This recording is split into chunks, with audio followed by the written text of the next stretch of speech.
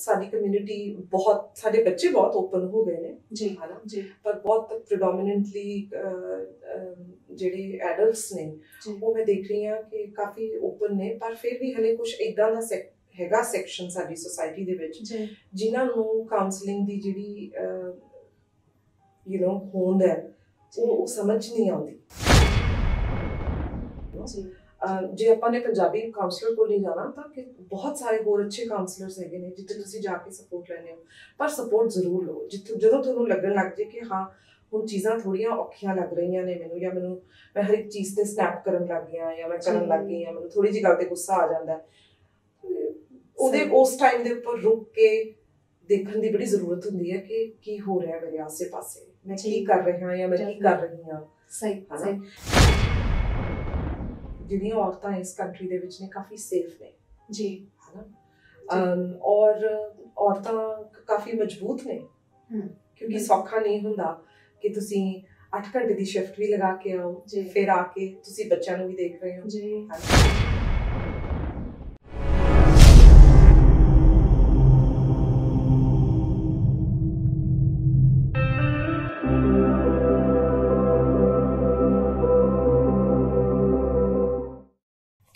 देख रहे सारे दर्शकों को मेरे हरजीत वालों प्यार भरी सत श्री अकाल।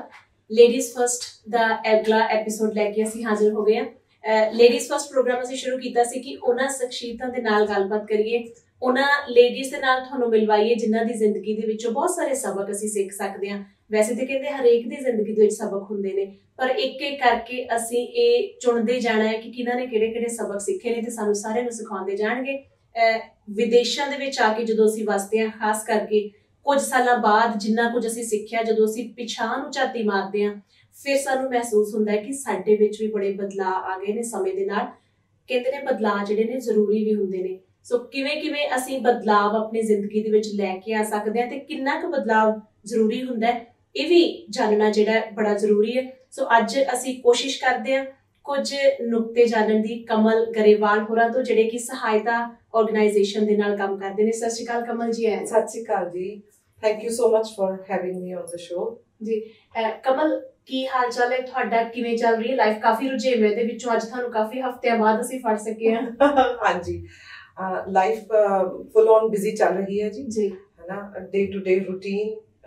ਉਹ ਬਿਜ਼ੀਨੈਸ ਤਾਂ ਅਸੀਂ ਫਿਰ ਜਦੋਂ ਇੱਥੇ ਪਲੇਨ ਤੋਂ ਉਤਰੀਦਾ ਤਾਂ ਉਹ ਬਿਜ਼ੀਨੈਸ ਸ਼ੁਰੂ ਹੋ ਜਾਂਦੀ ਹੈ ਤੇ ਜਦੋਂ ਤੱਕ ਪਲੇਨ ਵਾਪਸ ਫੜ ਕੇ ਇੰਡੀਆ ਨਹੀਂ ਜਾਈਦਾ ਤਾਂ ਬਿਜ਼ਨੈਸ ਨਹੀਂ ਮੁੱਕਦੀ। बिल्कुल, मेरे ख्याल जो असीं इंडिया भी जाने थोड़ी देर लई छुट्टियां कट्टण जाने ते उत्थे भी जाके साडी भज नस नहीं मुकदी। बहुत सारे साडे जिहड़े व्यूअर्स ने वो भी एग्री करनगे कि जदों असीं हफ्ते जां 2 हफ्ते लई जां फिर इवन महीने दे लई भी चले जाइए ते घर च तुहाडी अड्डी नहीं लगदी। शायद रिश्तेदारां दा चाह हुंदा ते नाल फिर शॉपिंग दा भी चाह हुंदा सानूं। बिल्कुल जी, बिल्कुल शॉपिंग का भी चाह हुंदा है पर कदे भी वो टाइम सानू ऐ नहीं लगदा कि इनफ सीगा, है ना जी जी, ऐ लगदा थोड़े दिन होर रह जांदे, एक हफ्ता होर ले लेंदे। बिल्कुल, ते हुण खास करके कोरोना करके जिवें बॉर्डर्स बंद ने ते सानू वाकई बड़ा महसूस हो रहा है। कहते ना जिहड़ी चीज तो जिन्नी दूरी तुहाडी बन जावे उन्ना ज्यादा तुहानू खिच पैंदी है। खैर इस खिच दी जिहड़ी गल है असीं शुरू तो शुरू करदे हां। कमल, कितनी देर हो गई तुहानू न्यूजीलैंड आया नूं? मैनू जी साडी फैमिली नूं हो गए ने ऑलमोस्ट 15 साल। अच्छा, ठीक। उस तो पहला 2 साल मैं ऑस्ट्रेलिया च रही हां अपने हस्बैंड नाल जी, पर मेरे हस्बैंड ने ज्यादा टाइम ऑस्ट्रेलिया कड्ढिया। ठीक, फिर असीं इत्थे न्यूजीलैंड मूव होए।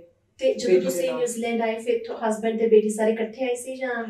ਉਹ ਵੀ ਬੜਾ ਇੰਟਰਸਟਿੰਗ ਜਰਨੀ ਸੀਗੀ ਜੀ। ਕਿਸੇ ਵੀ ਨਵੀਂ ਥਾਂ ਤੇ, ਹੈ ਨਾ, ਆਪਾਂ ਆ ਕੇ ਜਦੋਂ ਆਪਣੀ ਲਾਈਫ ਸ਼ੁਰੂ ਕਰਦੇ ਆ, ਘਰ ਸ਼ੁਰੂ ਕਰਦੇ ਆ ਤਾਂ ਹਰ ਇੱਕ ਬੰਦੇ ਨੂੰ ਹੁੰਦਾ ਹੈ ਕਿ ਮੈਂ ਆਪਣੀ ਫੈਮਿਲੀ ਨੂੰ ਅੱਛੇ ਤਰੀਕੇ ਨਾਲ ਸੈਟਲ ਕਰਾਂ। ਤਾਂ ਮੈਂ ਔਰ ਮੇਰੀ ਬੇਟੀ ਫਿਰ ਇੰਡੀਆ ਗਏ। ਅਸੀਂ 7-8 ਮਹੀਨੇ ਉੱਥੇ ਰਹੇ ਤੇ ਫਿਰ ਮੇਰੇ ਹਸਬੈਂਡ ਨੇ ਉਹਦੇ ਦੌਰਾਨ ਘਰ ਲਿੱਤਾ, ਸਾਰੀਆਂ ਚੀਜ਼ਾਂ ਆਰਗੇਨਾਈਜ਼ ਕੀਤੀਆਂ। ਅੱਛਾ ਜੀ। ਸੋ ਮੈਂ ਪਰਮਾਤਮਾ ਦਾ ਬੜਾ ਸ਼ੁਕਰ ਕਰਦੀ ਹਾਂ ਕਿ ਜੋ ਅੱਜ ਦੇ ਬੱਚੇ ਆ, ਜੋ बहुत सारे लोग इत्थे आके स्ट्रगल्स देखते ने, वो इनिशियल स्ट्रगल मैंने नहीं देखना पिया बिकॉज मेरे हस्बैंड उरे सीगे। लकी इनफ जी, and I am very grateful for that क्योंकि बहुत डिफिकल्ट है ये जर्नी। बिल्कुल बिल्कुल सो पर वो 7 महीने बड़े वैल्यूएबल रहे मेरे वास्ते कि 7 महीनों दे विच मेरी बेटी ने बड़ी सोहनी पंजाबी सीखी। ਉਹ ਅੱਛਾ ਹੈ ਨਾ। ਜੀ ਮੈਂ ਉਹਨੂੰ ਇੰਡੀਆ ਦੇ ਵਿੱਚ ਸਕੂਲ 'ਚ ਪਾ ਦਿੱਤਾ ਸੀ ਫॉर ਰੂਟੀਨ, ਹੈ ਨਾ। ਜੀ ਐਂਡ ਬੜੀ ਸੋਹਣੀ ਪੰਜਾਬੀ ਸਿੱਖੀ, ਬੜੇ ਉਹਨੇ ਕਨੈਕਸ਼ਨਸ ਬਣਾਏ, ਜੀ ਹੈ ਨਾ। ਬੜਾ ਸਾਰਾ ਪਰਿਵਾਰ ਦੇ ਨਾਲ ਉਹਨੂੰ Very ਮੌਕਾ nice. ਮਿਲਿਆ, ਹਰ ਇੱਕ ਵੱਡਿਆਂ ਜੀ। ਨਾਲ ਛੋਟਿਆਂ ਨਾਲ, ਜੀ ਹੈ ਨਾ। So that was a good right. Decision. ਬੇਟੀ ਆਸਟ੍ਰੇਲੀਆ ਚ ਬੋਰਨ ਹੋਈ ਸੀਗੀ? ਹਾਂਜੀ, ਮੇਰੀ ਬੇਟੀ ਆਸਟ੍ਰੇਲੀਅਨ ਬੋਰਨ ਹੈ ਜੀ ਤੇ ਹਾਂਜੀ। ਠੀਕ ਠੀਕ। ਅੱਛਾ, ਜਦੋਂ ਨਿਊਜ਼ੀਲੈਂਡ ਆਏ ਤੇ ਨਿਊਜ਼ੀਲੈਂਡ ਆ ਕੇ ਫਿਰ ਤੁਹਾਨੂੰ, ਕਿਉਂਕਿ ਤੁਸੀਂ ਆਸਟ੍ਰੇਲੀਆ ਚ ਰਹਿ ਕੇ ਆਏ ਸੀ, ਵੈਸੇ ਜੇਕਰ ਤੁਸੀਂ ਇੰਡੀਆ ਤੋਂ ਸਿੱਧੇ ਨਿਊਜ਼ੀਲੈਂਡ ਆਉਂਦੇ ਹੋ ਤੇ ਕਈ ਜਿਹੜੇ ਸ਼ਹਿਰਾਂ ਦੇ ਵਿੱਚ ਰਹਿ ਕੇ ਆਏ ਨੇ ਉਹਨਾਂ ਨੂੰ ਇੱਥੇ ਆ ਕੇ, ਜ਼ਿਆਦਾਤਰ ਜਿਨ੍ਹਾਂ ਨੇ ਅਜੇ ਤੱਕ ਸਾਨੂੰ ਦੱਸਿਆ ਕਿ ਇੱਥੇ ਆ ਕੇ ਬੜਾ ਪਿੰਡ ਵਾਲਾ ਮਾਹੌਲ ਲੱਗਿਆ ਸੀਗਾ ਕਿ 5 ਵਜੇ ਸਾਰਾ ਕੁਝ ਬੰਦ ਹੋ ਜਾਂਦਾ ਸੀ, ਬੜਾ ਕੁਆਇਟ ਸੀ। ਤੇ ਤੁਸੀਂ ਕਿਵੇਂ ਮਹਿਸੂਸ ਕੀਤਾ? ਤੁਸੀਂ ਕਿਹੜੀ ਸਿਟੀ ਰਹੇ ਸੀ ਆਸਟ੍ਰੇਲੀਆ ਪਹਿਲਾਂ? ਅਸੀਂ ਜੀ, ਮੈਂ ਸਿਡਨੀ ਰਹੀ ਹਾਂ। ਅੱਛਾ, ਹੈ ਨਾ। ਤੇ ਸਿਡਨੀ ਕਾਫੀ ਬਿਜ਼ੀ, ਹੈ ਨਾ। ਬਿਲਕੁਲ। ਜਦੋਂ ਅਸੀਂ ਇੱਥੇ ਆਏ 2004 ਦੇ ਵਿੱਚ, ਜੀ, ਹੈ ਨਾ, ਅਸੀਂ ਛੋਟਾ ਜਿਹਾ ਟ੍ਰਿਪ ਮਾਰਿਆ ਸੀਗਾ, ਫੈਮਿਲੀ ਟ੍ਰਿਪ, ਹੈ ਨਾ। ਅੱਛਾ, ਤਾਂ ਜਸਟ ਕਿ ਦੇਖ ਕੇ ਆਉਂਦੇ ਆ ਕਿੱਦਾਂ ਦਾ ਮਾਹੌਲ ਹੈ, ਕਿਵੇਂ ਹੈ ਨਾ। ਸੋ ਉਸ ਟ੍ਰਿਪ ਦੇ ਵਿੱਚ ਮੈਂ ਬਿਲਕੁਲ ਮਹਿਸੂਸ ਕੀਤਾ ਕਿ ਇੱਥੇ ਤਾਂ ਕੋਈ ਬੰਦਾ ਹੀ ਨਹੀਂ ਦਿਖਦਾ, ਜਮਾਂ ਹੀ ਬਿਲਕੁਲ ਕੁਆਇਟ ਹੋ ਜਾਂਦੀਆਂ ਨੇ ਸਟਰੀਟਸ, ਔਰ ਬਿਜ਼ੀ ਲਾਈਫ ਨਹੀਂ ਹੈ, ਬੜੇ ਰਿਲੈਕਸਡ ਮੋਡ ਤੇ ਚੱਲਦਾ ਹੈ ਸਾਡਾ ਦੇਸ਼। ਖਾਸ ਕਰਕੇ ਆਸਟ੍ਰੇਲੀਆ ਦੇ ਮੁਕਾਬਲੇ ਇੱਥੇ ਭੱਜ ਦੌੜ ਜਿਹੜੀ ਹੈ ਬਹੁਤ, ਅਜੇ ਵੀ ਅਸੀਂ ਕੰਪੈਰੀਜ਼ਨ ਕਰਦੇ ਹਾਂ ਕਿ ਆਸਟ੍ਰੇਲੀਆ ਦੇ ਮੁਕਾਬਲੇ ਘੱਟ ਹੈ, ਬਹੁਤ ਘੱਟ ਹੈ। ਔਰ ਮੈਂ ਹੁਣ ਜਿਹੜੀ ਮੈਨੂੰ ਉਦੋਂ ਲੋਨਲੀਨੈਸ ਲੱਗਦੀ ਸੀ, ਹੁਣ ਮੈਂ ਉਹ ਇੰਜੋਏ ਕਰਦੀ ਹਾਂ। ਹੁਣ ਸਗੋਂ ਜਦੋਂ ਮੈਂ ਆਸਟ੍ਰੇਲੀਆ ਜਾਂਦੇ ਆ ਤਾਂ ਮੈਨੂੰ ਹੁੰਦਾ ਕਿਹੜਾ ਵੇਲਾ ਹੋਏ ਕਿ ਘਰ ਨੂੰ ਵਾਪਸ ਚੱਲੀਏ, ਕਿ ਤੁਸੀਂ ਆਪਣੇ ਆਪ ਨਾਲ ਸਮਾਂ ਬਿਤਾਓ ਥੋੜਾ। ਹਾਂ, ਬਿਕੋਜ਼ ਇੱਥੇ ਲਾਈਫ ਬੜੀ ਸੋਹਣੇ ਤਰੀਕੇ ਨਾਲ ਪੇਸ ਕੀਤੀ ਹੋਈ ਹੈ ਜੀ, ਇੰਨੀ ਭੱਜ ਦੌੜ ਨਹੀਂ ਹੈਗੀ, ਡਿਸਟੈਂਸ ਨਹੀਂ ਹੈਗੇ ਇੰਨੇ। ਸਹੀ ਸਹੀ। ਤੇ ਕਮਲ, ਫਿਰ ਜਦੋਂ ਤੁਸੀਂ ਆਪਣੀ ਬੇਟੀ ਦੇ ਨਾਲ ਵਾਪਸ ਇੱਥੇ ਆ ਗਏ, ਚਲੋ ਬੇਟੀ ਨੇ ਪੰਜਾਬੀ ਸਿੱਖ ਲਈ ਸੀ, ਫਿਰ ਵੀ ਆ ਕੇ ਸ਼ੁਰੂ ਦੇ ਵਿੱਚ ਜਿਵੇਂ ਤੁਸੀਂ ਦੱਸਿਆ ਕਿ ਤੁਹਾਡੇ ਹਸਬੈਂਡ ਪਹਿਲਾਂ ਆ ਗਏ ਸੀ, ਉਹਨਾਂ ਨੇ ਤੁਹਾਡੇ ਲਈ ਮਾਹੌਲ ਬਣਾਇਆ ਹੋਇਆ ਸੀ, ਘਰ ਲੈ ਲਿਆ ਸੀ, ਬਟ ਸਟਿਲ ਤੁਸੀਂ ਆ ਕੇ ਕਿਤੇ ਨਾ ਕਿਤੇ ਸ਼ੁਰੂਆਤ ਕੀਤੀ ਹੋਣੀ ਹੈ। ਬਿਲਕੁਲ। ਆ ਕੇ ਕੰਮ ਲੱਭਿਆ ਜਾਂ ਪਹਿਲਾਂ ਥੋੜੇ ਸਾਲ ਬੇਟੀ ਦੀ ਹੀ ਕੇਅਰ ਕੀਤੀ ਸੀ? ਪਹਿਲਾਂ ਤਾਂ ਜੀ ਮੈਂ ਸਾਲ ਤਾਂ ਬੇਟੀ ਦਾ ਹੀ ਕੀਤਾ। ਠੀਕ। ਕਿਉਂਕਿ ਉਹਨੂੰ ਨਵੀਂ ਜਗ੍ਹਾ ਤੇ ਕੋਈ ਫਰੈਂਡਸ ਨਹੀਂ ਸੀਗੇ ਉਹਦੇ ਉਰੇ। ਬਿਲਕੁਲ। ਸੋ ਉਹ ਚੀਜ਼ਾਂ ਸਾਰੀਆਂ ਦੇਖਣ ਵਾਲੀਆਂ ਸੀਗੀਆਂ ਕਿ ਉਹਨੂੰ ਥੋੜਾ ਜਿਹਾ ਸੈਟਲ ਕਰਕੇ ਫਿਰ ਜੌਬ ਲੱਭਣੀ ਸ਼ੁਰੂ ਕੀਤੀ, ਹੈ ਨਾ। ਤੇ ਜੌਬਸ ਜਦੋਂ ਲੱਭਣੀਆਂ ਸ਼ੁਰੂ ਕੀਤੀਆਂ ਬੈਕ ਹੋਮ ਇੰਡੀਆ ਦੇ ਵਿੱਚ, ਮੈਂ ਟੀਚਿੰਗ ਕੀਤੀ ਆ 3 ਸਾਲ। ਫਿਰ ਜਦੋਂ ਮੈਂ ਸਿਡਨੀ ਗਈ ਤਾਂ ਮੈਂ ਪੜ੍ਹ ਰਹੀ ਸੀ ਉਦੋਂ, ਹਨਾ, ਮੈਂ MBA ਸਟਾਰਟ ਕੀਤੀ ਉੱਥੇ। ਤੇ ਇੱਥੇ ਆ ਕੇ ਮੈਨੂੰ ਲੱਗ ਰਿਹਾ ਸੀਗਾ ਕਿ ਕਿਉਂਕਿ ਇੱਥੇ ਇੰਨੀ ਜੌਬ ਓਪਰਚੁਨਿਟੀ ਸੀਗੀ ਨਹੀਂ ਉਸ ਵੇਲੇ, ਹਨਾ, ਅੱਜ ਤੋਂ 15 ਸਾਲ ਪਹਿਲਾਂ। ਹੁਣ ਤਾਂ ਅਸੀਂ ਬਹੁਤ ਗਰੋ ਕਰ ਗਏ ਹਾਂ, ਹਰ ਇੱਕ ਸੈਕਟਰ ਸਾਡਾ ਗਰੋ ਕਰ ਗਿਆ ਹੈ, ਹਨਾ। ਪਰ ਉਸ ਟਾਈਮ ਤੇ ਲਾਈਫ ਬਹੁਤ ਡਿਫਰੈਂਟ ਹੁੰਦੀ ਸੀ ਤੇ ਬਹੁਤੇ ਫਰੈਂਡਸ ਵੀ ਨਹੀਂ ਸੀਗੇ, ਲੋਨਲੀਨੈਸ ਵੀ ਬੜੀ ਫੀਲ ਹੁੰਦੀ ਸੀ ਕਿਉਂਕਿ ਆਸਟ੍ਰੇਲੀਆ ਦੇ ਵਿੱਚ ਇੰਨੇ ਸਾਲਾਂ ਦਾ ਵਰਤਾਵਾ ਛੱਡ ਕੇ, ਹਨਾ, ਉਰੇ ਆ ਕੇ ਸ਼ੁਰੂ ਕਰਨਾ ਹਰ ਇੱਕ ਚੀਜ਼ ਬਹੁਤ ਚੈਲੰਜਿੰਗ ਫੇਜ਼ ਸੀਗਾ ਉਹ, ਹਨਾ। ਤੇ ਪਰ ਉਦੋਂ ਉਹ ਕਾਲਿੰਗ ਕਾਰਡ ਆਉਂਦੇ ਸੀਗੇ ਤੇ ਉਹ ਕਾਲਿੰਗ ਕਾਰਡਸ ਨੇ ਬੜਾ ਮਜ਼ਬੂਤੀ ਰੱਖੀ ਹੈ, ਹਨਾ। ਤਾਂ ਇੰਡੀਆ ਫੋਨ ਖੂਬ ਲੱਗਦੇ ਹੁੰਦੇ ਸੀਗੇ, ਹਨਾ। ਤੇ ਹਾਂ, ਕੱਲਾਪਣ ਵੀ ਮਹਿਸੂਸ ਕੀਤਾ, ਥੋੜਾ ਸਟਰਗਲ ਵੀ ਲੱਗਿਆ, ਹਨਾ, ਕਿਉਂਕਿ ਜੌਬ ਸੈਟਿਸਫੈਕਸ਼ਨ ਨਹੀਂ ਸੀਗੀ, ਕੋਈ ਮੈਨੂੰ ਕੁਛ ਅੱਗੇ ਦਿਖ ਨਹੀਂ ਸੀ ਰਿਹਾ ਆਪਣੇ ਵਾਸਤੇ। ਸੋ ਫਿਰ ਮੈਂ ਹੌਲੀ ਹੌਲੀ ਸਰਟੀਫਿਕੇਟ ਇਨ ਸੋਸ਼ਲ ਸਰਵਿਸਿਜ਼ ਕੀਤਾ। ਅੱਛਾ ਜੀ। ਹਨਾ, MIT ਤੋਂ। ਪਹਿਲਾਂ ਮੈਂ ਸਿਰਫ ਜਸਟ ਜਗ੍ਹਾ ਦੀ ਫੀਲ, ਜਗ੍ਹਾ ਦਾ ਕਲਚਰ, ਦੇਖੋ ਨਿਊਜ਼ੀਲੈਂਡ ਦਾ ਸਾਡਾ ਆਪਣਾ ਇੱਕ ਬਹੁਤ ਡਿਫਰੈਂਟ ਕਲਚਰ ਹੈ ਆਸਟ੍ਰੇਲੀਆ ਨਾਲੋਂ। ਬਿਲਕੁਲ ਜੀ। ਸੋ ਉਸ ਚੀਜ਼ ਨੂੰ ਸਮਝਣ ਵਾਸਤੇ ਮੈਂ ਇੱਕ ਬੜਾ ਸ਼ਾਰਟ ਕੋਰਸ ਕੀਤਾ MIT ਤੋਂ ਜੀ। ਤੇ ਉੱਥੇ ਉਹ ਕੋਰਸ ਦੇ ਦੌਰਾਨ ਬਿਜ਼ਨਸ ਐਡਮਿਨਿਸਟ੍ਰੇਸ਼ਨ ਦਾ ਕੋਰਸ ਸੀਗਾ ਉਹ, ਠੀਕ, ਹਨਾ। ਤੇ ਉਹ ਕਰਦੇ ਕਰਦੇ ਮੈਨੂੰ ਸੋਸ਼ਲ ਸਰਵਿਸਿਜ਼ ਦਾ ਸਰਟੀਫਿਕੇਟ ਦਿਖਿਆ, ਇੱਕ ਦਿਨ ਨੋਟਿਸ ਬੋਰਡ ਤੇ ਲੱਗਿਆ ਹੋਇਆ। ਤੇ ਮੈਂ ਕਿਹਾ ਆ ਕੀਤਾ ਜਾਵੇ, ਫਿਰ ਮੈਂ ਸੋਸ਼ਲ ਸਰਵਿਸਿਜ਼ ਦਾ ਸਰਟੀਫਿਕੇਟ ਕੀਤਾ 6 ਮਹੀਨਿਆਂ ਦਾ ਜੀ। ਤੇ ਉਹ ਕਰਕੇ ਫਿਰ ਮੈਨੂੰ ਲੱਗਿਆ ਵੀ ਨਹੀਂ, ਸੋਸ਼ਲ ਸਰਵਿਸਿਜ਼ ਨਹੀਂ ਮੇਰੀ ਫੀਲਡ, ਮੈਂ ਕਾਉਂਸਲਿੰਗ 1-on-1, ਹਨਾ ਜੀ। ਸੋ ਫਿਰ ਮੈਂ ਡਿਪਲੋਮਾ ਕੀਤਾ ਕਾਉਂਸਲਿੰਗ ਜੀ, ਤੇ ਫਿਰ ਮੈਂ ਡਿਗਰੀ ਕੀਤੀ ਕਾਉਂਸਲਿੰਗ 'ਚ ਜੀ, ਹਨਾ। ਐਂਡ ਪਰ ਉਹ ਜਰਨੀ ਦੇ ਵਿੱਚ ਪੜ੍ਹਾਈ ਦੇ ਨਾਲ ਨਾਲ ਔਰ ਜੌਬਸ ਵੀ ਕੀਤੀਆਂ, ਠੀਕ, ਹਨਾ। ਫੈਮਿਲੀ ਸਪੋਰਟ ਕਰਨ ਨੂੰ, ਆਪਣੇ ਆਪ ਨੂੰ ਸਪੋਰਟ ਕਰਨ ਨੂੰ। ਸੋ ਉਹ ਜਰਨੀ ਜਿਹੜੀ ਸੀਗੀ, ਇਟ ਵਾਜ਼ ਟਫ, ਉਸ ਟਾਈਮ ਤੇ ਔਖੀ ਲੱਗਦੀ ਸੀ, ਪਰ ਹੁਣ ਜਦੋਂ ਪਿੱਛੇ ਮੁੜ ਕੇ ਦੇਖੀਦਾ ਤਾਂ ਲੱਗਦਾ ਕਿ ਉਸ ਜਰਨੀ ਤੋਂ ਕਿੰਨਾ ਕੁਝ ਸਿੱਖਿਆ। ਬਿਲਕੁਲ, ਜਿਵੇਂ ਤੁਸੀਂ ਦੱਸਿਆ ਕਿ ਸੋਸ਼ਲ ਸਰਵਿਸਿਜ਼ ਦਾ ਤੁਸੀਂ ਸਰਟੀਫਿਕੇਟ ਕੀਤਾ, ਫਿਰ ਉਸ ਤੋਂ ਬਾਅਦ ਕਾਉਂਸਲਿੰਗ ਦੇ ਵੱਲੋਂ ਤੁਸੀਂ ਗਏ। ਵਾਕਈ ਇੱਥੋਂ ਦੇ ਕਲਚਰ ਬਾਰੇ ਵੀ ਕਾਫੀ ਕੁਝ ਜਾਣਨ ਦਾ ਮੌਕਾ ਮਿਲਿਆ ਹੋਣਾ ਹੈ। ਪਰ ਜਦੋਂ ਤੁਸੀਂ ਨਵੇਂ ਆਉਂਦੇ ਹੋ, ਸਾਡੇ ਚੋਂ ਬਹੁਤਿਆਂ ਨਾਲ ਇਵੇਂ ਹੋਇਆ, ਤੇ ਪਹਿਲੇ ਜਿਹੜੇ ਗੈਸਟ ਨੇ ਸਾਡੇ ਉਹਨਾਂ ਨੇ ਵੀ ਦੱਸਿਆ ਕਿ ਜਦੋਂ ਤੁਸੀਂ ਇੱਥੇ ਆ ਕੇ ਪਹਿਲੀ ਜੌਬ ਲੱਭਦੇ ਹੋ ਤੁਹਾਨੂੰ ਬੜੀ ਸਟਰਗਲ ਕਰਨੀ ਪੈਂਦੀ ਹੈ, ਜਿਹੜੀਆਂ ਔਡ ਜੌਬਸ ਤੁਸੀਂ ਜਿਵੇਂ ਦੱਸਿਆ ਕਰਦੇ ਸੀ। ਇਹਨਾਂ ਜੌਬਸ ਦੇ ਲਈ ਤੁਸੀਂ ਜਿਵੇਂ ਅਪਲਾਈ ਕਰਦੇ ਸੀ? ਹਾਂਜੀ, ਮੈਂ ਅਪਲਾਈ ਕਰਦੀ ਸੀ। ਮੈਂ ਕੈਫੇ 'ਚ ਵੀ ਕੰਮ ਕੀਤਾ ਹੈ। ਅੱਛਾ, ਹਾਂ ਠੀਕ। ਤੇ ਮੈਂ ਬ੍ਰੌਂਜ਼ ਬਰਿਸਤਾ ਬੜੇ ਸਾਲ ਕਾਫੀ ਬਣਾਈ ਹੈ ਜਦੋਂ ਮੈਂ ਕਰਦੀ ਹੁੰਦੀ ਸੀਗੀ, ਆਪਣੀ ਡਿਗਰੀ ਕਰ ਰਹੀ ਸੀ। ਫਿਰ ਕਿਸੇ ਦਿਨ ਕਾਫੀ ਪੀਣ ਆਉਂਦੇ ਆ ਘਰੇ? ਆਜੋ ਐਨੀ ਟਾਈਮ ਜੀ, ਹੈ ਨਾ। ਤੇ ਸੋ ਮੈਂ ਨਾਲ ਉਹ ਵੀ ਕਰਦੀ ਰਹੀ ਹਾਂ। ਮੈਂ ਵੋਲੰਟੀਅਰ ਵਰਕ ਵੀ ਕੀਤਾ। ਸਭ ਤੋਂ ਅੱਛੀ ਗੱਲ ਮੈਨੂੰ ਬਾਹਰ ਆਉਣ ਦੀ ਇਹ ਲੱਗੀ ਕਿ opportunity to give back to the community. ਮੈਨੂੰ ਉਹ ਸੈਂਸ ਬਹੁਤ ਅੱਛੀ ਲੱਗੀ ਕਿ ਆਪਣਾ ਵਕਤ ਕੱਢ ਕੇ ਮੈਂ ਵਿਕਟਮ ਸਪੋਰਟ ਨਾਲ ਕੀਤਾ ਵੋਲੰਟਰੀ ਕੰਮ। ਮੈਂ ਵੋਲੰਟਰੀ ਸਕੂਲ ਦੇ ਵਿੱਚ ਕਾਉਂਸਲਿੰਗ ਕੀਤੀ 2-3 ਸਾਲ ਰੈਗੂਲਰਲੀ। ਵੋਲੰਟਰੀ ਇੱਕ ਹੋਰ ਆਰਗੇਨਾਈਜੇਸ਼ਨ ਹੈਗੀ ਹੈ, ਉਹਨਾਂ ਨਾਲ ਕੀਤਾ। ਸਹਾਇਤਾ ਨਾਲ ਵੀ ਮੈਂ ਪਹਿਲਾਂ ਵੋਲੰਟਰੀ ਕੀਤਾ। ਨਾਈਸ, ਹਨਾ। ਤੇ ਸੋ ਉਹ ਜਰਨੀ ਦੇ ਵਿੱਚ ਹਰ ਇੱਕ ਜਗ੍ਹਾ ਤੋਂ ਜਿਹੜਾ ਐਕਸਪੀਰੀਅੰਸ ਲਿੱਤਾ ਹਨਾ, ਉਹਨੇ ਕਿਤੇ ਨਾ ਕਿਤੇ ਪਰਸਨੈਲਿਟੀ ਦੇ ਵਿੱਚ ਜਾਂ ਤੁਹਾਡੇ ਸੋਚਣ ਦੇ ਤਰੀਕੇ ਦੇ ਵਿੱਚ ਤੁਹਾਡੀ ਗਰੋਥ ਬਹੁਤ ਹੁੰਦੀ ਹੈ। ਹਾਂ, ਬਹੁਤ ਤਰੀਕਿਆਂ ਦੇ ਵਿੱਚ ਤੁਹਾਡੀ ਗਰੋਥ ਹੁੰਦੀ ਹੈ। ਮੈਨੂੰ ਲੱਗਦਾ ਹੁੰਦਾ ਕਿ ਜਿਹੜਾ ਵੋਲੰਟੀਅਰ ਵਰਕ ਅਸੀਂ ਕਹਿ ਦਿੰਦੇ ਹਾਂ, ਵੈਸੇ ਸਾਡੀ ਕਮਿਊਨਿਟੀ ਦੇ ਵਿੱਚ ਜ਼ਿਆਦਾ ਰਿਵਾਜ ਨਹੀਂ ਹੈਗਾ, ਪਰ ਵੋਲੰਟੀਅਰ ਵਰਕ ਕਹਿਣ ਨੂੰ ਹੁੰਦਾ ਕਿ ਤੁਹਾਨੂੰ ਸ਼ਾਇਦ ਕੁਝ ਪੇ ਨਹੀਂ ਕੀਤਾ ਜਾਂਦਾ, ਪਰ ਬਹੁਤ ਕੁਝ ਤੁਹਾਨੂੰ ਦੇ ਜਾਂਦੀਆਂ ਇਹ ਚੀਜ਼ਾਂ। ਵੋਲੰਟਰੀ ਜੇਕਰ ਅਸੀਂ ਕਿਸੇ ਨਾਲ ਕੰਮ ਕਰਦੇ ਹਾਂ, ਕਿਸੇ ਦੀ ਸਹਾਇਤਾ ਕਰਦੇ ਹਾਂ, ਸ਼ਾਇਦ ਇੱਕ ਉਹ ਜਿਹੜੀ ਤੁਹਾਡੇ ਅੰਦਰ ਫੀਲਿੰਗ ਆਉਂਦੀ ਹੈ ਉਹੀ ਤੁਹਾਨੂੰ ਬੜਾ ਤਜਰਬਾ ਦੇ ਜਾਂਦੀ ਹੈ ਤੇ ਬੜਾ ਸਕੂਨ ਮਿਲਦਾ ਹੈ। ਬਹੁਤ ਸਾਰੀਆਂ ਚੀਜ਼ਾਂ ਸਿੱਖਣ ਨੂੰ ਮਿਲਦੀਆਂ, ਸਿੱਖਦੇ ਹੋ ਤੁਸੀਂ ਬਹੁਤ। ਜੀ ਜੀ। ਕਿੰਨੀਆਂ ਚੀਜ਼ਾਂ ਦੇ ਵਿੱਚ ਅਸੀਂ ਬਹੁਤ ਸਿੰਪਲ ਚੀਜ਼ਾਂ ਦੇ ਵਿੱਚ ਅਸੀਂ ਗ੍ਰੇਟਫੁਲ ਨਹੀਂ ਹੁੰਦੇ ਜੀ, ਹਨਾ, ਪਰ ਜਦੋਂ ਕਿਸੇ ਹੋਰ ਦੇ ਨਾਲ ਬੈਠ ਕੇ ਦੇਖੀਦਾ ਹੈ ਹਨਾ, ਕਿਸੇ ਹੋਰ ਦੀ ਲਾਈਫ ਦੀ ਕਿਤਾਬ ਖੋਲੀ ਦੀ ਹੈ ਤਾਂ ਪਤਾ ਲੱਗਦਾ ਹੈ ਕਿ ਹਰ ਇੱਕ ਇਨਸਾਨ ਦੀ ਲਾਈਫ ਦੇ ਵਿੱਚ ਆਪਣੇ ਆਪਣੇ ਚੈਲੰਜਸ ਨੇ। ਔਰ ਕਈ ਵਾਰੀ ਜਿਹੜੇ ਨੇ ਆਪਾਂ ਨੂੰ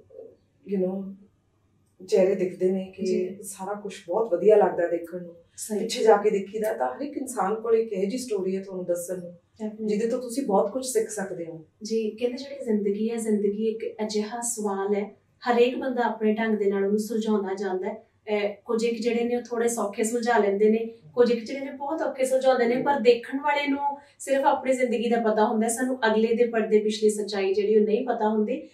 ਖੈਰ, ਤੁਹਾਨੂੰ ਜੇਕਰ ਮੈਂ ਦੇਖਾਂ ਹੁਣ ਕਮਿਊਨਿਟੀ ਦੇ ਨਾਲ ਤੁਸੀਂ ਕਾਫੀ ਵਿਚਰਦੇ ਹੋ, ਕਾਫੀ ਕੰਮ ਕਰਦੇ ਹੋ, ਜਿਵੇਂ ਤੁਸੀਂ ਕਾਉਂਸਲਿੰਗ ਜੌਬਸ ਤੁਹਾਡੀਆਂ ਨੇ ਜਾਂ ਸਹਾਇਤਾ ਨਾਲ ਕੰਮ ਕਰਦੇ ਹੋ, ਇਹ ਅਜਿਹੀਆਂ ਸੰਸਥਾਵਾਂ ਨੇ ਜਿਹੜੀਆਂ ਕਮਿਊਨਿਟੀ ਦੀ ਬਹੁਤ ਹੈਲਪ ਕਰ ਰਹੀਆਂ ਨੇ।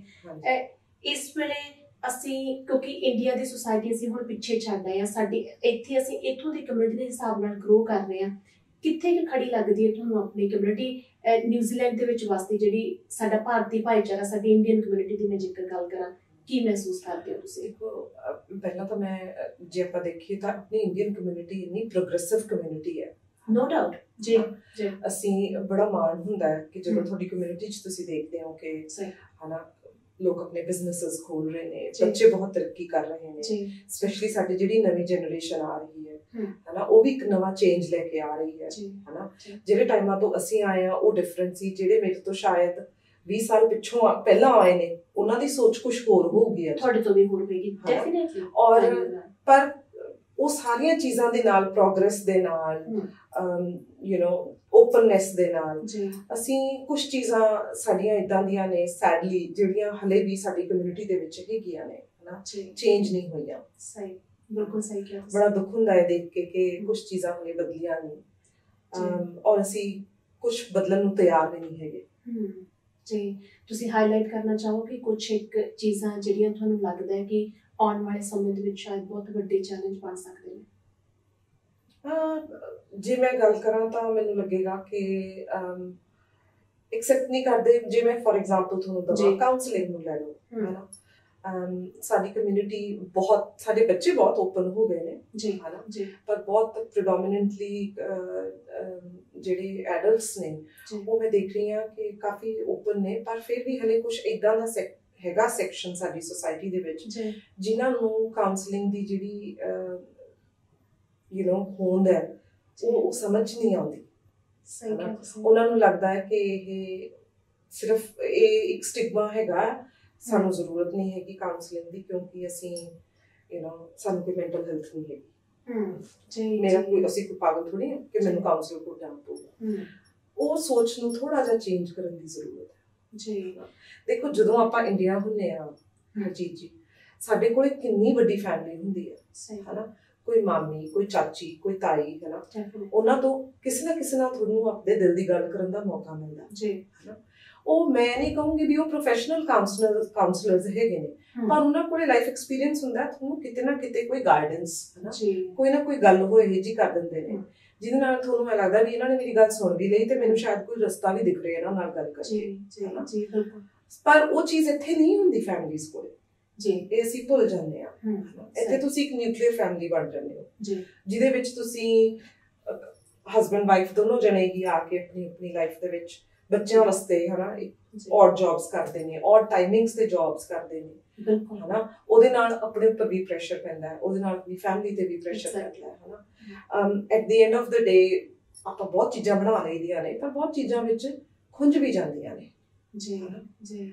ਇਹ ਵਾਕਈ ਬੜਾ ਵੱਡਾ ਚੈਲੰਜ ਹੈ, ਕਿਉਂਕਿ ਸਾਨੂੰ ਲੋਕਾਂ ਨੂੰ ਲੱਗਦਾ ਹੈ ਕਿ ਮੈਂਟਲ ਹੈਲਥ ਨਾਂ ਦੀ ਕੋਈ ਚੀਜ਼ ਐਗਜ਼ਿਸਟ ਹੀ ਨਹੀਂ ਕਰਦੀ, ਕਿ ਜੇਕਰ ਅਸੀਂ ਆਪਣਾ ਕੰਮ ਕਰ ਰਹੇ ਹਾਂ, ਜੌਬ ਤੇ ਜਾ ਰਹੇ ਹਾਂ, ਘਰੇ ਆ ਰਹੇ ਹਾਂ, ਬੱਚਿਆਂ ਦੀ ਕੇਅਰ ਕਰ ਰਹੇ ਹਾਂ, ਸੋ ਸਾਡੀ ਮੈਂਟਲ ਹੈਲਥ ਬਿਲਕੁਲ ਠੀਕ ਹੈਗੀ ਆ, ਜਦਕਿ ਅਸਲ ਦੇ ਵਿੱਚ ਇਹ ਨਹੀਂ ਹੁੰਦਾ। ਇੰਨਾ ਕੁ ਪ੍ਰੈਸ਼ਰ, ਜਿਵੇਂ ਹਸਬੈਂਡ ਵਾਈਫ ਤੁਸੀਂ ਕਿਹਾ ਕਿ ਨਿਊਕਲੀਅਰ ਫੈਮਿਲੀ ਆ ਤੇ ਉਹ ਔਰ ਟਾਈਮਿੰਗਸ ਤੇ ਜੌਬ ਕਰ ਰਹੇ ਨੇ, ਸੋ ਮੈਂਟਲੀ ਪ੍ਰੈਸ਼ਰ ਉਹਨਾਂ ਦੇ ਆਪਣੇ ਆਪਣੇ ਕੰਮ ਦਾ ਵੀ ਹੋਣਾ ਹੈ। ਇੱਥੇ ਆ ਕੇ ਫਿਰ ਦੇਖੋ ਖਰਚੇ ਕਿੰਨੇ ਵੱਧ ਜਾਂਦੇ ਨੇ, ਉਹਨਾਂ ਖਰਚਿਆਂ ਨੂੰ ਵੀ ਤੁਸੀਂ ਮੈਨੇਜ ਕਰਨਾ ਹੈ। ਸੋ ਉਹ ਸਾਰੇ ਜਿਹੜੇ ਨੇ ਬੋਝ ਕਿਤੇ ਨਾ ਕਿਤੇ ਜਦੋਂ ਦਿਮਾਗ ਤੇ ਆ ਜਾਂਦੇ ਨੇ। ਤੇ ਵੈਸੇ ਤੁਸੀਂ ਜਿਹੜੇ ਹੁਣ ਸਹਾਇਤਾ ਦੇ ਨਾਲ ਕੰਮ ਕਰਦੇ ਹੋ, ਫਿਰ ਵੀ ਜੇਕਰ ਅਸੀਂ ਆਪਣੀ ਅਗਲੀ ਜਨਰੇਸ਼ਨ ਦੇ ਵਿੱਚੋਂ ਦੇਖੀਏ, ਕਿਉਂਕਿ ਕਹਿੰਦੇ ਨੇ ਟਾਈਮ ਦੇ ਨਾਲ ਜਿਹੜੀ ਤੁਹਾਡੀ ਮੈਂਟੈਲਿਟੀ ਬਣ ਜਾਂਦੀ, ਬਦਲਣਾ ਬਹੁਤ ਔਖਾ ਹੁੰਦਾ ਹੈ, ਪਰ ਜਿਹੜੀ ਸਾਡੀ ਅਗਲੀ ਜਨਰੇਸ਼ਨ ਹੈ ਮੇਰੇ ਖਿਆਲ ਉਹ ਕਾਫੀ ਹੱਦ ਤੱਕ ਇਸ ਚੀਜ਼ ਨੂੰ ਐਕਸੈਪਟ ਕਰਨਾ ਸ਼ੁਰੂ ਕਰ ਚੁੱਕੀ ਹੈ। ਬਹੁਤ ਜ਼ਿਆਦਾ ਚੇਂਜ ਹੈਗਾ ਸਾਡੀ ਕਮਿਊਨਿਟੀ ਦੇ ਵਿੱਚ। ਔਰ ਅਸੀਂ ਜਿਹੜੇ ਦੁਨੀਆ ਦੇ ਵਿੱਚ ਹੁਣ ਰਹਿ ਰਹੇ ਹਾਂ, ਉੱਥੇ ਹੱਥ ਚੱਕ ਕੇ ਕਹਿਣਾ ਕਿ ਮੈਨੂੰ ਇੱਥੇ ਪ੍ਰੋਬਲਮ ਹੈਗੀ ਹੈ, ਮੇਰੇ ਤੋਂ ਨਹੀਂ ਸੁਲਝ ਰਹੀ ਹੈਗੀ, ਮੈਂ ਇਹਦੇ ਵਾਸਤੇ ਮੈਨੂੰ ਕੌਣ ਹੈਲਪ ਕਰ ਸਕਦਾ? ਐਗਜ਼ੈਕਟਲੀ। ਤੇ ਉਹਦੇ ਵਿੱਚ ਆਈ ਥਿੰਕ ਜੋ ਪੰਜਾਬੀਆਂ ਦੇ ਵਿੱਚ ਏਦਾਂ ਹੋ ਜਾਂਦਾ ਆ ਕਿ ਪੰਜਾਬੀ ਕਾਉਂਸਲਰ ਕੋਲ ਜਾ ਕੇ ਉਹਨਾਂ ਨੂੰ ਲੱਗਦਾ ਆ ਵੀ ਇੱਕੋ ਕਮਿਊਨਿਟੀ ਦੇ ਆ ਹਨਾ, ਇੱਕੋ ਕਮਿਊਨਿਟੀ ਦੇ ਆ, ਜੋ ਮੈਂ ਬਿਲਕੁਲ ਸਮਝਦੀ ਹਾਂ ਹਨਾ, ਜਾ ਕੇ ਸਪੋਰਟ ਲਓ, ਕਿਸੇ ਹੋਰ ਤੋਂ ਲੈ ਲਓ ਜੀ।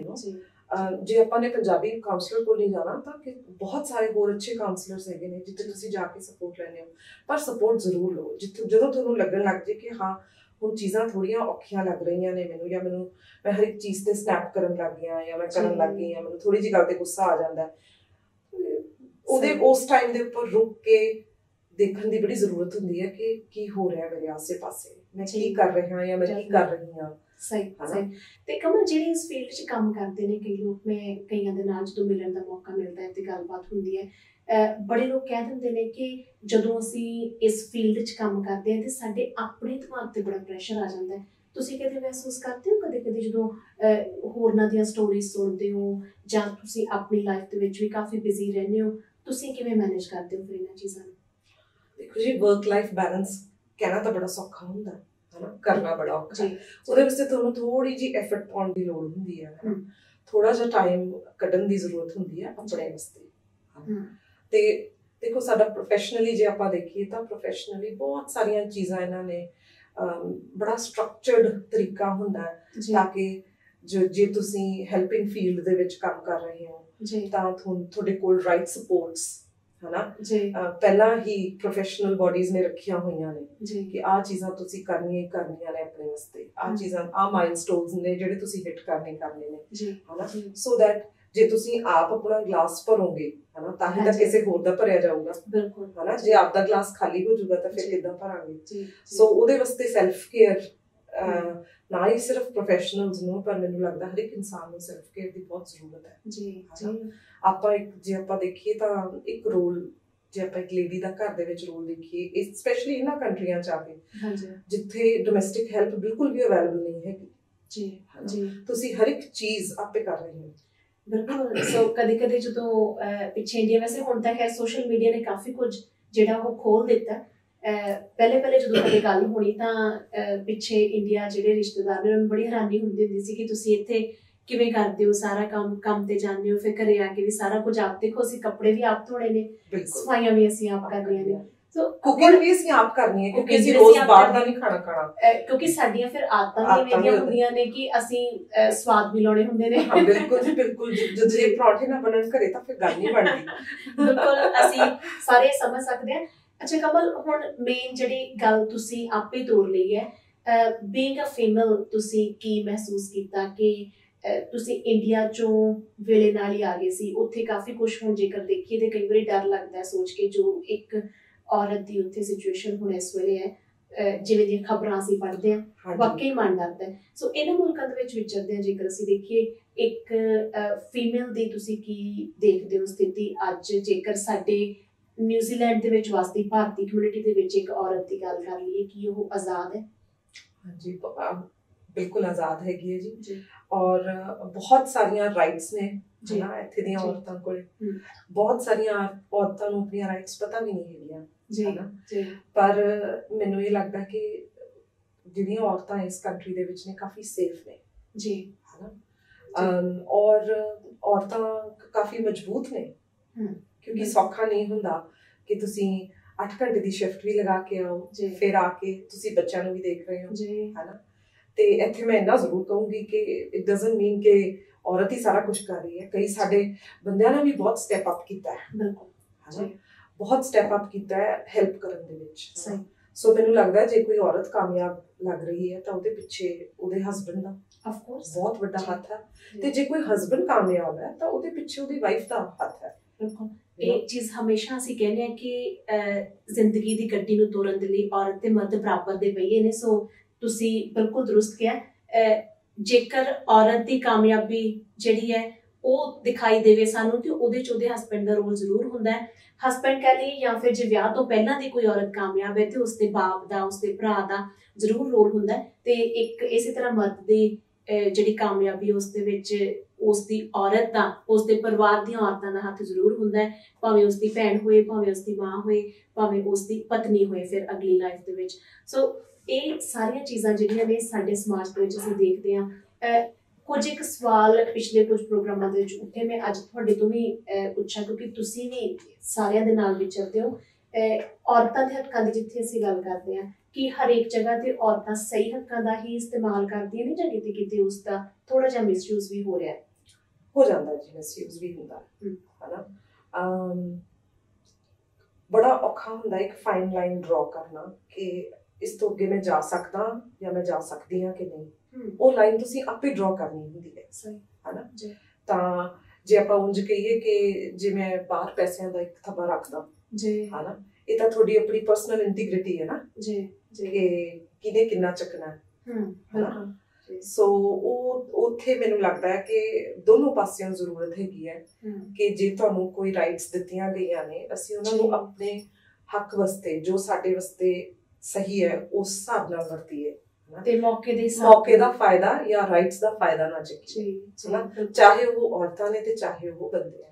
ਮੈਨੂੰ ਲੱਗਦਾ ਕਿ ਅੱਜ ਦੀ ਜ਼ਿੰਦਗੀ ਦੇ ਵਿੱਚ ਔਰਤਾਂ ਇੰਨੀਆਂ ਅਬਲਾ ਨਹੀਂ ਰਹੀਆਂ ਕਿ ਉਹਨਾਂ ਨੂੰ ਬਹੁਤ ਸਾਰੇ ਹੱਕਾਂ ਦੀ ਲੋੜ ਵੀ ਪਵੇ, ਪਰ ਫਿਰ ਵੀ ਜਿਹੜੇ ਹੱਕ ਔਰਤ ਦੀ ਰੱਖਿਆ ਦੇ ਲਈ ਬਣੇ ਨੇ, ਕਿਉਂਕਿ ਕੁਝ ਚੀਜ਼ਾਂ ਹੁੰਦੀਆਂ ਨੇ ਜਿਨ੍ਹਾਂ ਤੋਂ ਅਸੀਂ ਮੁਨਕਰ ਨਹੀਂ ਹੋ ਸਕਦੇ। ਬੇਸ਼ੱਕ ਅਸੀਂ ਫਿਜ਼ੀਕਲੀ ਜਦੋਂ ਇੱਕ ਔਰਤ ਆਪਣੀ ਜ਼ਿੰਦਗੀ ਦੇ ਵਿੱਚ ਅੱਗੇ ਵੱਧਦੀ ਹੈ, ਬੱਚਿਆਂ ਨੂੰ ਜਨਮ ਦਿੰਦੀ ਹੈ, ਤੇ ਵਾਕਈ ਉਸਤੇ ਜਿਹੜਾ ਐਨਰਜੀ ਲੈਵਲ ਹੈ ਉਸਦਾ ਫਰਕ ਪੈਂਦਾ। ਉਹ ਬੇਸ਼ੱਕ ਮਰਦਾਂ ਦੇ ਬਰਾਬਰ ਉਸਦੇ ਵਿੱਚ ਐਨਰਜੀ ਲੈਵਲ ਤਾਂ ਨਹੀਂ ਰਹਿੰਦਾ, ਪਰ ਫਿਰ ਵੀ ਆਪਣੀ ਫਿਟਨੈਸ ਦਾ ਜੇਕਰ ਉਹ ਖਿਆਲ ਰੱਖਦੀ ਹੈ ਤੇ ਉਸਦੇ ਪਰਿਵਾਰ ਵਾਲੇ ਵੀ ਉਸਦਾ ਧਿਆਨ ਰੱਖਦੇ ਨੇ, ਉਸਦੀ ਸਿਹਤ ਦਾ ਧਿਆਨ ਰੱਖਦੇ ਨੇ, ਤੇ ਔਰਤਾਂ ਕਿਸੇ ਕੋਲੋਂ ਘੱਟ ਨਹੀਂ। ਹਰੇਕ ਖੇਤਰ ਦੇ ਵਿੱਚ ਜਿਵੇਂ ਔਰਤਾਂ ਮੋਢੇ ਨਾਲ ਮੋਢਾ ਮਿਲਾ ਕੇ ਕੰਮ ਕਰਦੀਆਂ ਨੇ। ਕਮਲ, ਤੁਹਾਡੇ ਵਰਗੀਆਂ ਸ਼ਖਸੀਅਤਾਂ ਜਿਹੜੀਆਂ ਨੇ ਸਾਨੂੰ ਹਮੇਸ਼ਾ ਇੰਸਪੀਰੇਸ਼ਨ ਦਿੰਦੀਆਂ ਨੇ। ਸਾਡੇ ਵਿਊਅਰਸ ਦੇ ਲਈ ਤੁਸੀਂ ਕੀ ਸੰਦੇਸ਼ ਦੇਣਾ ਚਾਹੁੰਦੇ ਹੋ? ਵਿਊਅਰਸ ਦੇ ਲਈ ਸੰਦੇਸ਼ ਜੀ ਕਿ ਸਟੇ ਫਿਟ, ਆਪਣੇ ਆਪ ਦਾ ਖਿਆਲ ਰੱਖਿਆ ਜਾਏ, ਆਪਣੇ ਵਾਸਤੇ ਵਕਤ ਜ਼ਰੂਰ ਕੱਢੋ ਜੀ, ਹੈ ਨਾ। ਸੈਲਫ ਕੇਅਰ ਬਹੁਤ ਜ਼ਰੂਰੀ ਆ। ਇਹ ਜੋ ਵੈਸਟਰਨ ਵਰਲਡ ਦੀ ਲਾਈਫ ਹੈਗੀ ਆ, ਇਹ ਕਿਹੜੇ ਵੇਲੇ ਤੁਸੀਂ ਜਹਾਜ਼ ਤੋਂ ਉਤਰਦੇ ਹੋ ਤੇ ਕਿਹੜੇ ਵੇਲੇ ਤੁਸੀਂ 60-65 ਦੇ ਹੋ ਜਾਂਦੇ ਹੋ, ਤੁਹਾਨੂੰ ਪਤਾ ਹੀ ਨਹੀਂ ਲੱਗਦਾ, ਹੈ ਨਾ, ਕਿਉਂਕਿ ਤੁਸੀਂ ਇੰਨੇ ਸਾਰੇ ਰੋਲਸ ਅਦਾ ਕਰਦੇ ਹੋ ਇਹ ਸਾਰੀ ਜਰਨੀ ਦੇ ਵਿੱਚ, ਹੈ ਨਾ। ਤਾਂ ਇਟ ਇਜ਼ ਇੰਪੋਰਟੈਂਟ ਕਿ ਉਹ ਜੋ ਜਿਹਨੇ ਤੁਹਾਡੇ ਨਾਲ ਸਾਰੀ ਉਮਰ ਰਹਿਣਾ ਹੈ ਨਾ, ਆ ਬੋਡੀ, ਹੈ ਨਾ, ਇਹਦਾ ਖਿਆਲ ਰੱਖਿਆ ਜਾਏ, ਹੈ ਨਾ। ਜੇ ਅਸੀਂ ਫਿਜ਼ੀਕਲੀ ਫਿਟ ਰਹਾਂਗੇ ਤਾਂ ਅਸੀਂ ਮੈਂਟਲੀ ਵੀ ਫਿਟ ਰਹਾਂਗੇ। ਸੋ ਆਈ ਵੁੱਡ ਸੇ ਕਿ ਹਰ ਇੱਕ ਇਨਸਾਨ ਨੂੰ ਆਪਣੇ ਆਪ ਨੂੰ ਥੋੜਾ ਜਿਹਾ ਵਕਤ ਦੇਣ ਦੀ ਜ਼ਰੂਰਤ ਹੈ। ਕੀ ਬਾਤ, ਕਿੰਨਾ ਸੋਹਣਾ ਸੰਦੇਸ਼ ਕਮਲ ਹੋਰਾਂ ਨੇ ਦਿੱਤਾ। ਸੋ ਆਪਣੀ ਜਿਹੜੀ ਸਰੀਰ ਦੇ ਨਾਲ ਵਫਾ ਸਾਡੀ ਉਹ ਬਹੁਤ ਜ਼ਰੂਰੀ ਹੈ, ਮੈਂਟਲੀ ਤੇ ਫਿਜ਼ੀਕਲੀ ਫਿਟ ਹੋਣਾ ਸਾਡੇ ਲਈ ਬਹੁਤ ਜ਼ਰੂਰੀ ਹੈ, ਚਾਹੇ ਉਹ ਫੀਮੇਲਸ ਨੇ ਚਾਹੇ ਉਹ ਮੇਲਸ ਨੇ। ਸਾਡਾ ਅੱਜ ਦਾ ਇਹ ਪ੍ਰੋਗਰਾਮ ਦੇਖਣ ਦੇ ਲਈ ਬਹੁਤ ਬਹੁਤ ਧੰਨਵਾਦ। ਆਪਣੀ ਫੀਡਬੈਕ ਸਾਡੇ ਤੱਕ ਜ਼ਰੂਰ ਪੁੱਛਦਾ ਕਰਿਆ ਕਰੋ। ਬਹੁਤ ਧੰਨਵਾਦ, ਸ਼ੁਕਰੀਆ। ਥੈਂਕ ਯੂ ਕਮਲ ਹੋਰਾਂ। ਥੈਂਕ ਯੂ ਜੀ, ਸਤਿ ਸ਼੍ਰੀ ਅਕਾਲ।